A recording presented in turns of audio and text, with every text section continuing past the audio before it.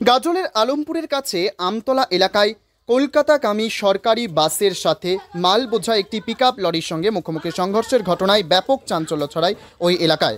ঘটনাটি ঘটেছে গাজল মালদাগামী 12 নম্বর জাতীয় সড়কে আমতলা এলাকায়। ঘটনায় দুই গাড়ির চালক গুরুতর আহত হয়। ছোট পিকআপ গাড়ির লরি চালক দ্রুত আহত হয়, তার পা ভেঙে যায়। স্থানীয়রা উদ্ধার করে তাকে মালদা মেডিকেল কলেজ হাসপাতালে পাঠায়। তারপর সরকারি বাসের চালক দীর্ঘক্ষণ ধরে আটকে থাকে, তার পেটে রড ঢুকে গেছিল। স্থানীয় বাসিন্দারা ও টোল প্লাজার কর্মীরা এসে উদ্ধার করে। যান চলাচল বন্ধ ছিল।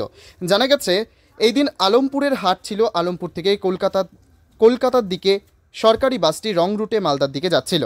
যেতে গিয়ে মুখোমুখি সংঘর্ষ হয় ওই গাড়ির সাথে। যদিও সরকারি বাসের অধিকাংশ যাত্রী খুব বাঁচা বেঁচে যায়। ঘটনাস্থলে খবর পেয়ে ছুটে আসে গাজল থানার পুলিশ। দুটি গাড়ি উদ্ধার করে আটক করে পুলিশ। ঘটনাস্থল থেকে গাড়ি সরিয়ে নিলে তারপর যান চলাচল স্বাভাবিক হয়।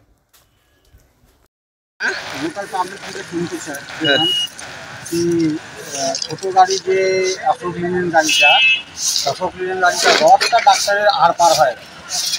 কোন গাড়ি কোন দিক থেকে আসছিল?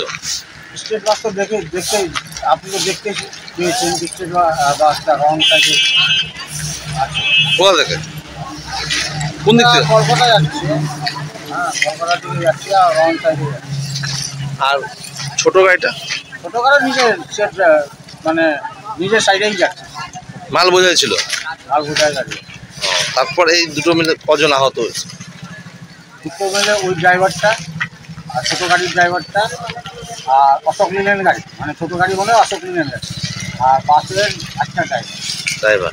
দুজনকে কোথায় পাঠানো হবে? মালদা মেডিকেল কলেজ পাঠানো হয়েছে। একটা ভিকটিমকে আমাদের অ্যাম্বুলেন্স করে পাঠানো হলো। আর আমাদের অ্যাম্বুলেন্স আসার আগে ড্রাইভারটা বাসের ড্রাইভারটাকে পাঠানো হবে। কি নাম আপনার? সন্তোষ মিশ্রা। কি পদে আছেন? আমি রুট পেট্রোলিং অফিসার।